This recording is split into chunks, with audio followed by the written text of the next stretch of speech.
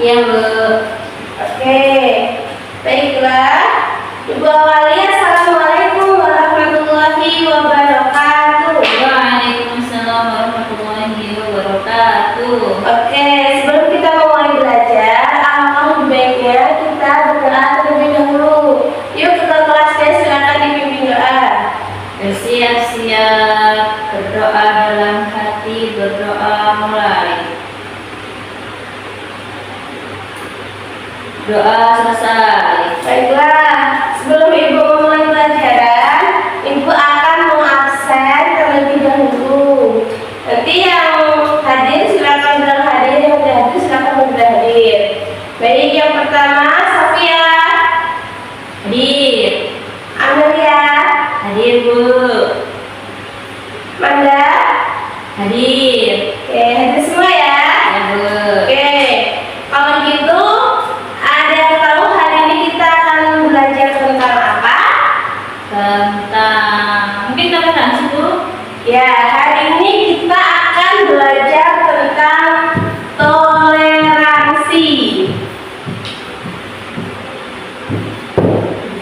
Baiklah, sebelum kita membahas tentang apa itu toleransi, Ibu mau memberikan sebuah pemantik atau pertanyaan kepada kalian.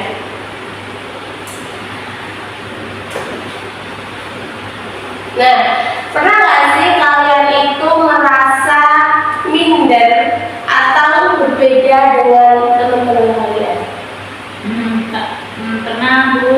Pernah, ya mungkin dari kita pernah merasa seperti itu ya. Pernah minder tentang apa perbedaan pendapat sama teman kita, terus kita, nah itu yang dinamakan sikap toleransi atau menghargai pendapat.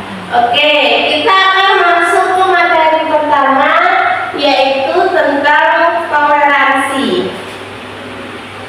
Jadi, apa sih itu toleransi? Ada yang tahu apa itu toleransi? Enggak, Bu. Apa itu, Bu? Jadi, toleransi itu adalah sikap menghormati, sikap mengasihi, menerima perbedaan pendapat. Jadi, kalau kita bisa menerima pendapat orang lain, bisa ini kita sudah bisa menerapkan sikap toleransi. Nah, adapun dalil yang membahas tentang toleransi yaitu terdapat dalam surat apa? Ada yang tahu, Amel? Enggak, Bu. Sikap toleransi ada pada dalil Quran surat Al-Hujurat ayat ke-13. Coba Amel silahkan buka Qurannya. Quran surat Al-Hujurat ayat 13.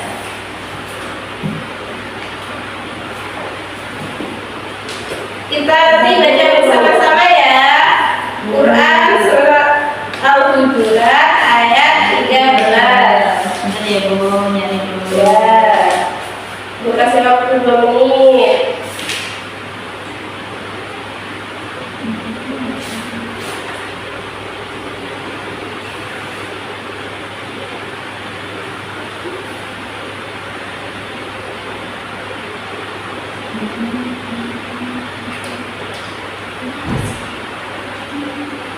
Al-Hujurat ayat 13.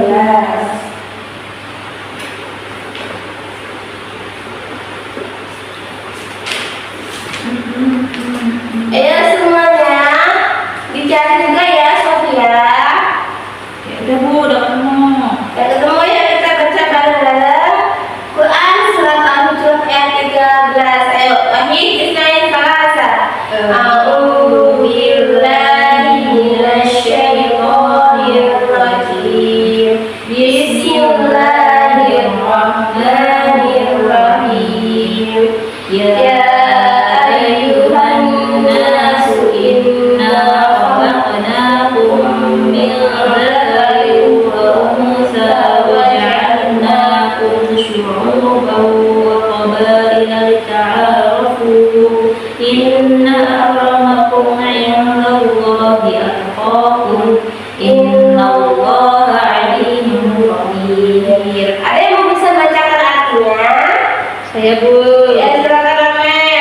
Artinya, wahai manusia, sungguh kami telah menciptakan kamu dari seorang laki-laki dan seorang perempuan. Kemudian kami jadikan kamu berbangsa-bangsa dan bersuku-suku agar kamu saling mengenal. Sungguh yang paling mulia di antara kamu di sisi Allah ialah orang yang paling bertakwa. Sungguh Allah Maha Mengetahui, Maha Teliti, Bu.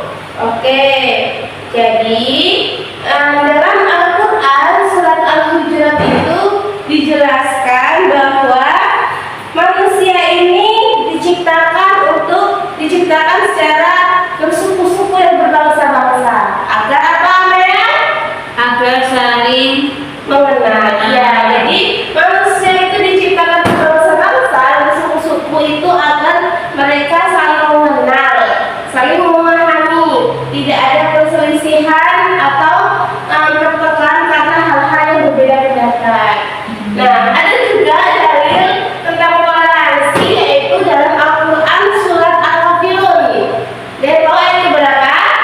ayat ke-6.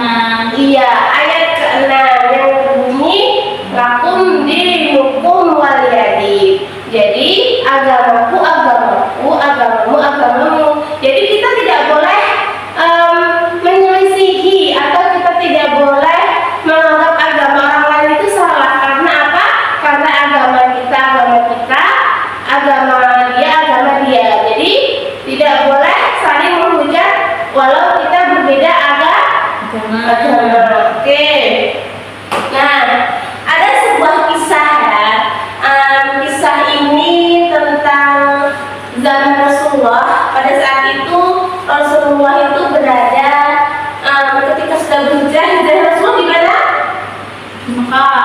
Hijrah Rasulullah di Madinah. Madinah. Ya, jadi ketika Rasulullah sudah berhijrah ke Madinah, ada seorang kelompok Yahudi, ada orang Yahudi yang tidak suka kepada Nabi Muhammad.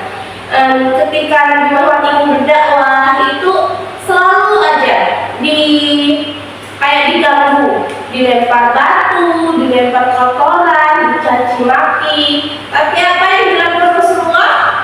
Rasulullah tetap bersabar dan tidak mendoakan orang tersebut. Nah, suatu ketika orang tersebut ini sakit ya, tertimpa penyakit. Lalu apa yang dilakukan Rasulullah? Rasulullah datang untuk menjenguknya. Nah, dari situ Rasulullah itu tidak membeda-bedakan. Jadi walaupun dia orang Yahudi, Rasulullah tetap menganggap dan saling toleransi. Walau beda agama, walau Rasulullah sering disakiti, tapi beliau tetap memaafkan dan mau menerima orang tersebut. Jadi dari sikap toleransi itu kita dapat simpulkan nih. Jadi ketika kita ada perbedaan suku, perbedaan agama, kita punya teman yang berbeda agama, kita harus saling menghormati, tidak boleh menjudge atau menganggap agama orang lain itu agama salah. Kita harus toleransi dengan orang lain yang berbeda dari kita. Nah, sebelum Ibu tutup, Bu ada sebuah pertanyaan nih. Nah, ada studi kasus. Baiklah ya.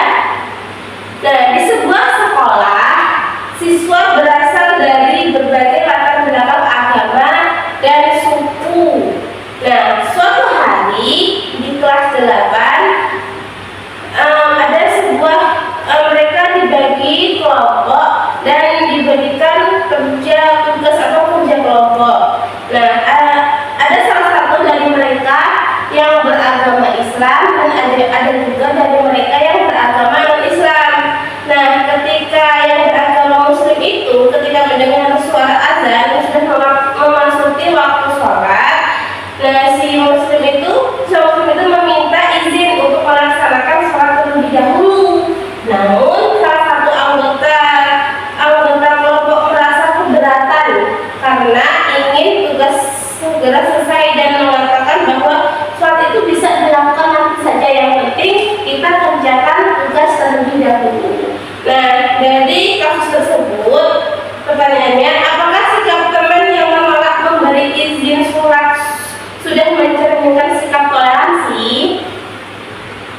Ada yang menjawab? Saya, Bu. Ya, silakan.